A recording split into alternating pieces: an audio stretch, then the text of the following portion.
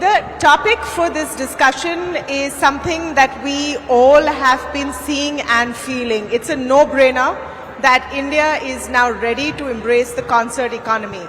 And it came to fore with Coldplay. Coldplay in Mumbai, Coldplay in Ahmedabad, generating over 600 crores in revenues, boosting the economy at every end. I think a report out just a couple of days ago, EY and BookMyShow, talking about 12,000 crore rupees, the size of revenues generated just in 2024 with live events and concerts. And it's a strange paradox. At a time that we're talking about more and more people consuming content and entertainment on their devices or at home, you still have enough people wanting to go out there, at least in the Indian context. So let me start with that, and of course, introducing our fantastic guests. You have voices coming in from BookMyShow today. Of course, Ashish Hemrajani here. You have Vivien Lewit, a global head of artists YouTube, and you have Viraf Sarkari of Wizcraft. So great panel here to talk about this with, at the forefront of live event economics. We're going to have to shout over the live event next door, but I think we'll manage to do that. So Ashish, let me start with you.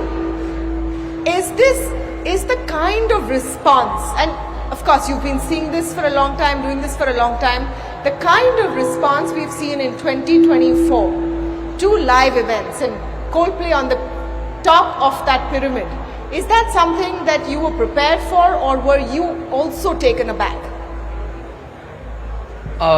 Thank you for having me. Firstly, a correction. The 641 or 650 crores number was the economic impact that the city of Ahmedabad saw.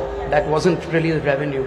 The revenue, which was direct, was about 320 or 350 crores, and the GST impact was about 72 crores. So there's a little bit of a correction there. Look, let me try and contextualize this. And I may be politically slightly insensitive here, but I mean, it's just, look at the intent and not the words. You know, India is 4 Indias, and I keep saying this. One India is the London of India, which is about 5 to 6 million Indians, which have the highest purchasing power parity and are at the highest end of the percentile globally. You've got about 50 to 55 million Indians, which I call the United Kingdom of India. Between this cohort, which is English speaking, private healthcare, private education, travels, studied abroad, they control about 60 to 65% of the GDP of the country and about 75% of the consumption of the country, maybe even 80%. There is about 450 million Indians, which I call the Brazil of India, which is the emerging middle class, where the annual the monthly household income was about $100 till about 15 years ago. That has grown 4.5x to about $450. And if you were to contextualize that, the purchasing power parity, you just multiply that by 4 in a US context. So that's about $2,000 a month. And then there's the Africa of India, which is underserved parts of society, which you can only do CSR and plow back and give back to society. So this cohort existed in India all along. It's just that it was this untapped potential of 65%, of the youth, which is below the age of 35. It's the youngest demographic which sits in the country, which is exposed to platforms like YouTube. The YouTube of India is YouTube, unlike China. The Facebook of India is Facebook. The Instagram of India is Instagram. And they're exposed to all of this. So when you mention that, is it at the cost of each other? Actually, they work in tandem. We do a lot of work with YouTube, and there's data, there's analytics. Kids watch concerts online, and they have the same aspirations. And then they want these shared experiences. So I think it's something that goes hand in hand. And it wasn't a surprise when we were working on the cohorts and the demographic over the years that there is this market share and market out there.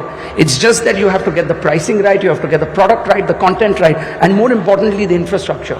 And I think that's, if you get that intersection right, I think you've got a big marketplace. I think when Coldplay was first announced and the tickets got booked out, the biggest question was that, are the guys booking the tickets even people who listen to Coldplay? A lot of elitist jokes also came in, that who are these guys? Is it aspirational? Are they actually fans, or do they just want to be seen there? And it gave you a sense of the appetite, isn't it? Look, there was a lot of things that was said during that booking phase about us and about this, and I think that's a little bit of maturity that is needed in the market. We are 1.4 billion Indians. It's a huge country. We had millions of people that were in the queue trying to buy. In Bombay, it was 50,000 into 3 shows. That's 150,000. In Ahmedabad, it was about 110,000 into 2 shows. That's 210,000 tickets, 220,000 tickets. So we're talking about 370,000 tickets. Now, there was a lot that was said. The queue is transparent. The token numbers were transparent. We have every customer's email ID, mobile number, device ID, transaction ID, and home address, because we deliver the tickets to your home. No, I'm talking about the appetite of that content. Demand. Yeah. So the supply demand, if you see the numbers on YouTube today, you see the numbers of streaming for a band like Coldplay. They are the world's biggest band. They're the highest ticketed band. And we have a large population, which is now discerning young demographic, which has disposable income. Where does the math go wrong? It's just that somebody didn't look at it. Yeah. No, the appetite is there. The math is very much there.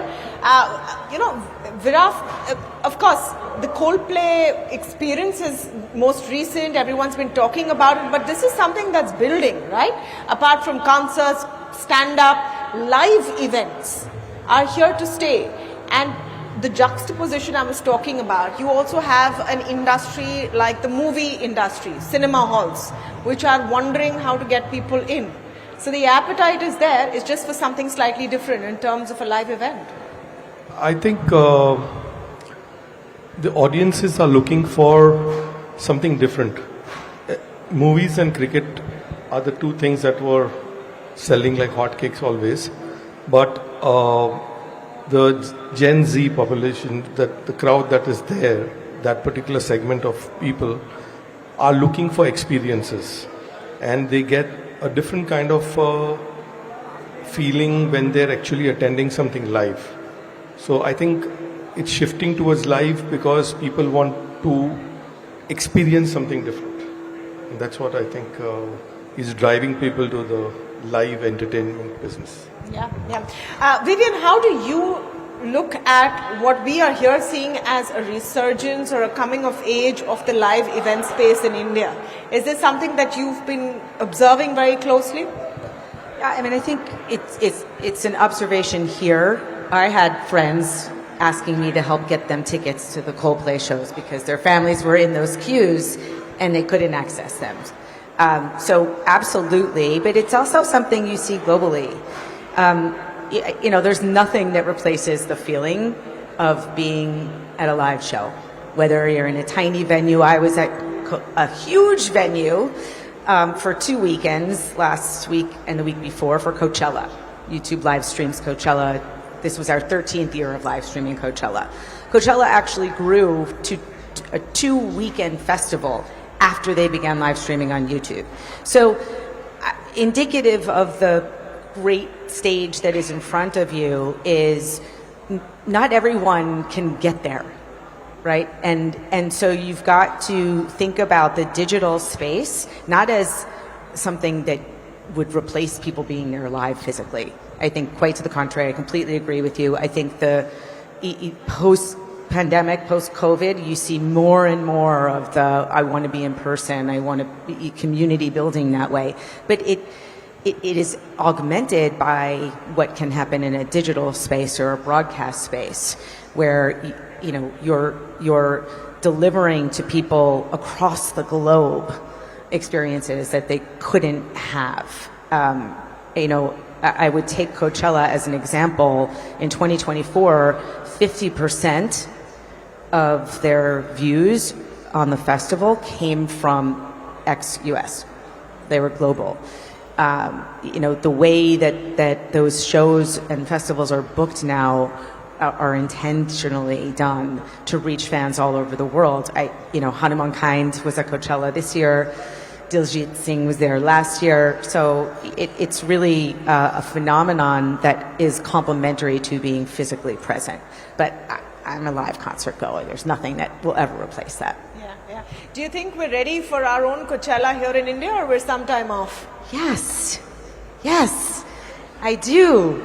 I already brought it up at Coachella. I can't say it's going to happen, but I did this year tell them that I was coming to the Waves Festival and that they should think about India, at least in the next 5 years. Yeah, I think we can get a headline out of this, Ashish. Why are you forgetting Lollapalooza? We've got Lollapalooza. We do. And That's we true. have That's true. 60 bands that come from across the world, where we've had bands like Imagine Dragons, we had Green Day. Yes. We've had Sting play at Lollapalooza. We have, let me tell you another statistic. We had Hanuman Kind who played at Lollapalooza. He played at Coachella. We've had AP Dillon play at Lollapalooza, India. He played at Coachella. And this is our third successful year with 60,000 people every day. And we're growing the festival. I mean, Plus, you have Travis Scott coming in October, who headlines Coachella this year. yes. And so, thank you. So that's happening in Delhi. And then, so we've got Lollapalooza, we've got Bandland, which happens in Bangalore, which is a rock festival where we revived rock. You've got Asia's largest electronic dance music festival, which is Sunburn, which we do for the 17th year in a row. So I think we've got some homegrown as well as international festivals. The thing with Coachella is, whatever that I know, and they're friends of ours, that it doesn't travel, right? It's at Palm Springs. It happens in over 2 weekends, helped by what YouTube has done, and now, it's grown bigger and bigger. And Lollapalooza travels across the world. So I think each festival has its own unique USP. And look, we'd love to have more festivals come to India. Yeah, so which is what? Not exactly Coachella in India, but our own homegrown version. And it could be a mix of things, that kind of an experience. Because culturally, Indians have always loved those kind of experiences. But on that scale, you think the time is right for something like that, Viraf? I think, why not? I mean, we can create our own festival, which is IP owned by India and created, and then invite artists from across the world. It can be done. Yeah. And don't see why it cannot be done. Well, let's talk about what we need to make it happen. Because in terms of supply and demand, just in terms of the number of venues, the appetite that we're seeing there, and you spoke briefly, Ashish, about the kind of demand that you saw for Coldplay compared to the size of the population. How do we now scale up with the opportunity we have? Because there is a huge opportunity. You need venues, you need more artists, you need more people to have access to something that we now know there is a demand for. How do we make that happen? Let me start with you. I think infrastructure is extremely important. Right now, wherever these big concerts are happening at sporting stadiums. And sometimes you don't get access to it because there's some other season going on, there's IPL going on, or some football matches going on. I think if we start creating arenas and stadiums in India, I think that's the first point. And then I think from the government perspective, like a single window licensing policy, if they give us that, I think it will really ease out the process. Yeah. There's some good thoughts there. Ashish, what can we be doing to make this bigger and better? Look, let me start from the artist side, right? Everything else follows. The artist is at the center of why we do what we do. And I think the challenge in India has been that at the ground up level, we haven't built a culture of venues for live. To give you an example, anywhere else in the world, you've got artists which can play to a 50-person room, they migrate to a 100-person, graduate to a 500-person room, go to a 1,500-person room, go to an arena, a small arena, then a big arena, then becomes a stadium or a festival act. The challenge with India is that we've got 6,000 years of history of culture and music, right? We've got the gharanas, we've got the music, we've got all of that. But it hasn't scaled at a global level. YouTube and all the OTT platforms are actually the ones that can provide this springboard to take it to the world where the sound becomes global. That's why you had the Afro sound. That's why you had the Latino sound. You've had K-pop. Otherwise, why would Korean music sitting out of one geography become so popular anywhere else in the world? Or J-pop, for that example. It's platforms like YouTube which actually do that and push it out there to the rest of the world. It becomes a sound that you start appreciating. Collaborations happen. But on the live side, we haven't seen independent musicians being able to scale up, and therefore festivals like Lollapalooza, Bandland, Sunburn provide Indian artists that ability to scale up, where you've got 60,000 people and you start exposing that sound on the big stage.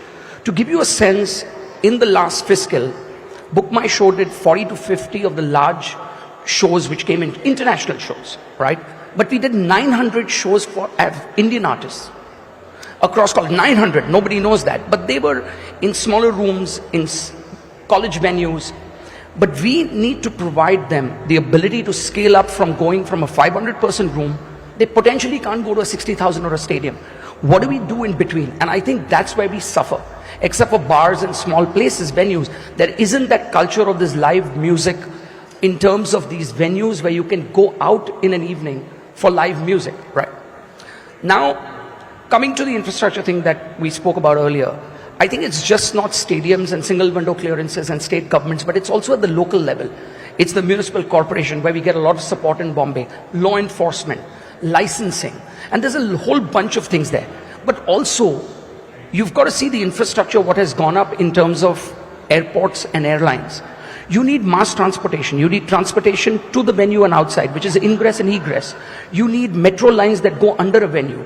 You need road networks which take, and when you do a tour within India, if you're doing a 10-city tour, how do you move 40 containers on trucks which get there in 8 hours? It's challenges like these. How do you get shore power? How do you get toilets? You don't need to use portaloos, but you need toilets which go into the sewage system. I think there's a lot more that is required in terms of infrastructure.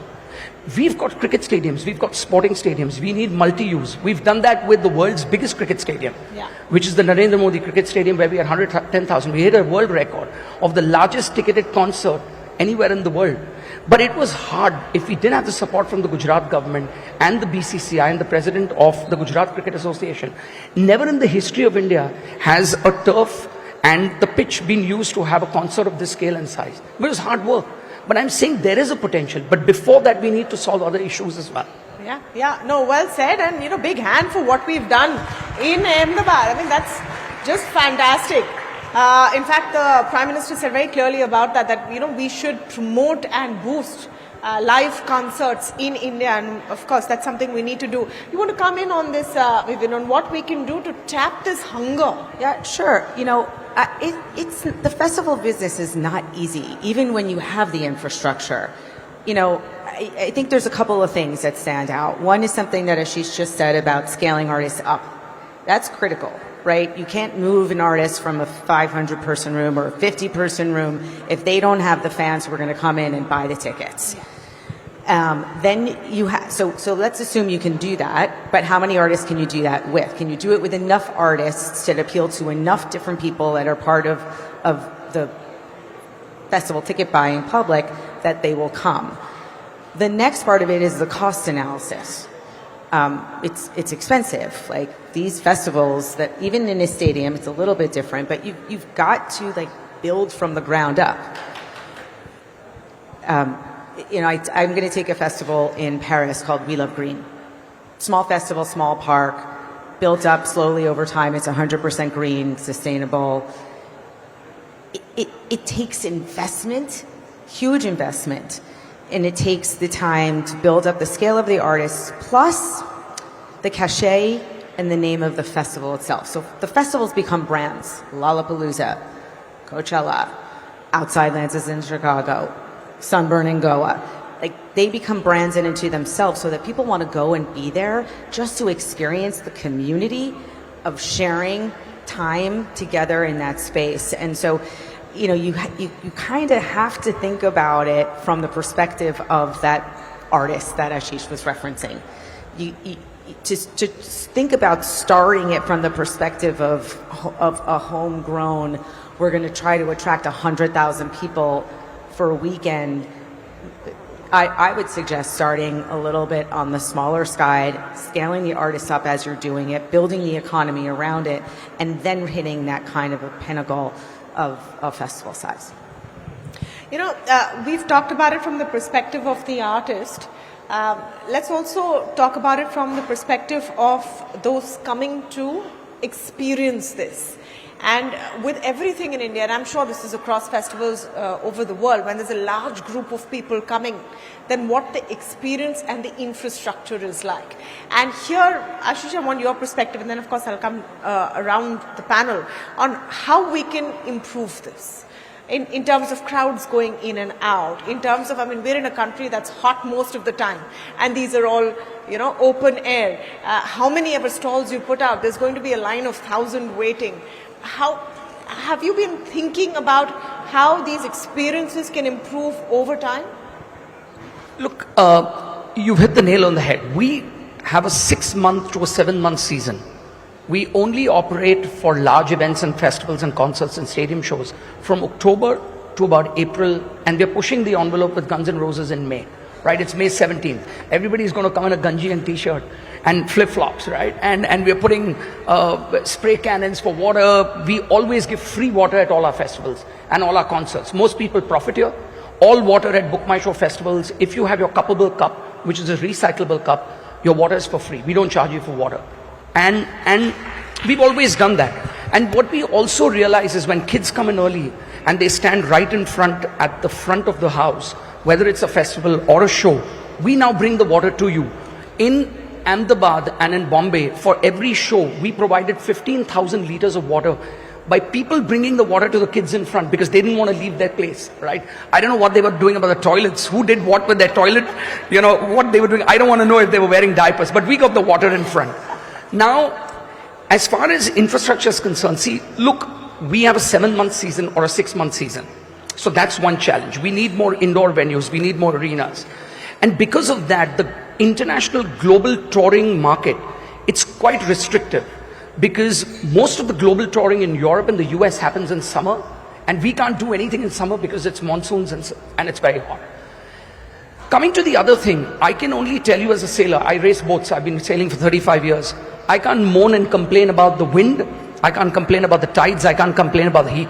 The only thing I can do is adjust my sails, right? That's what sailors do.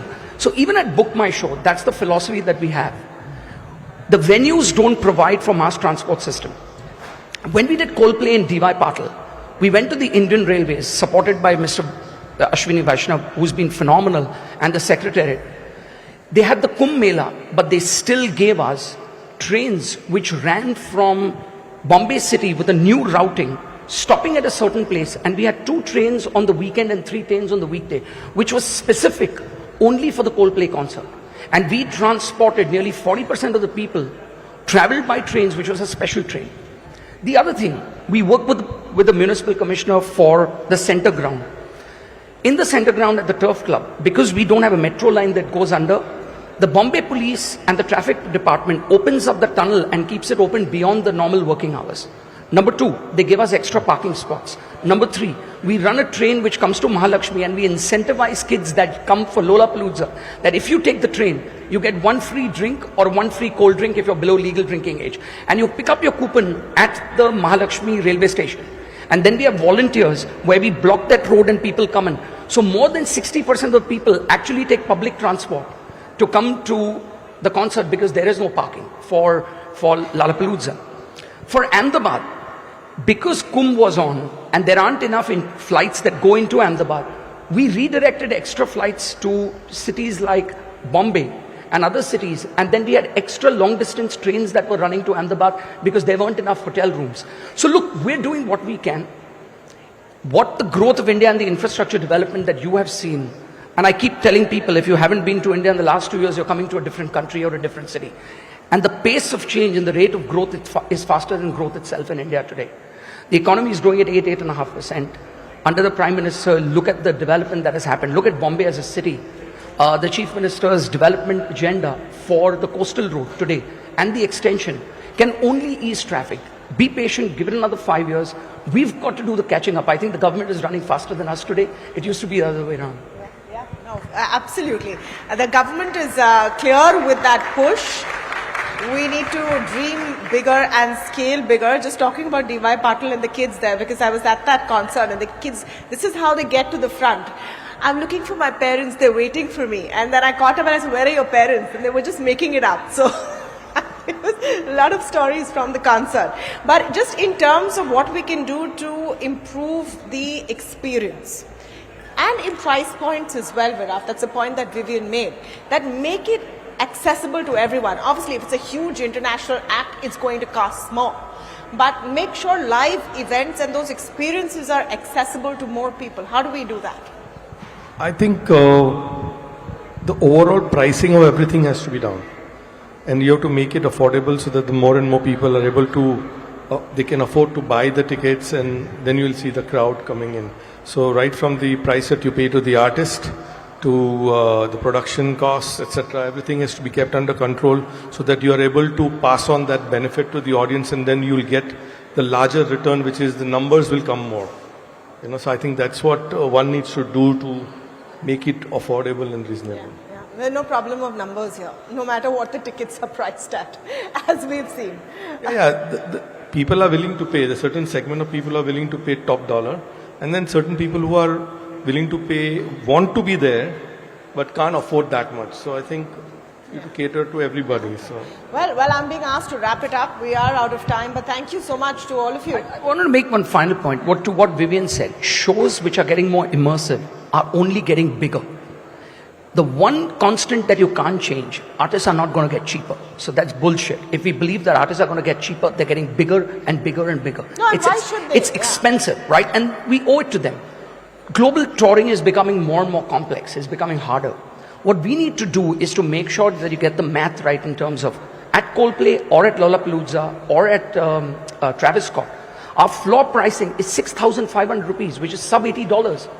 And we pay an 18% GST on top, which is one of the highest in the world. It used to be 28, but the government of the day has actually brought it down. But it's still very high.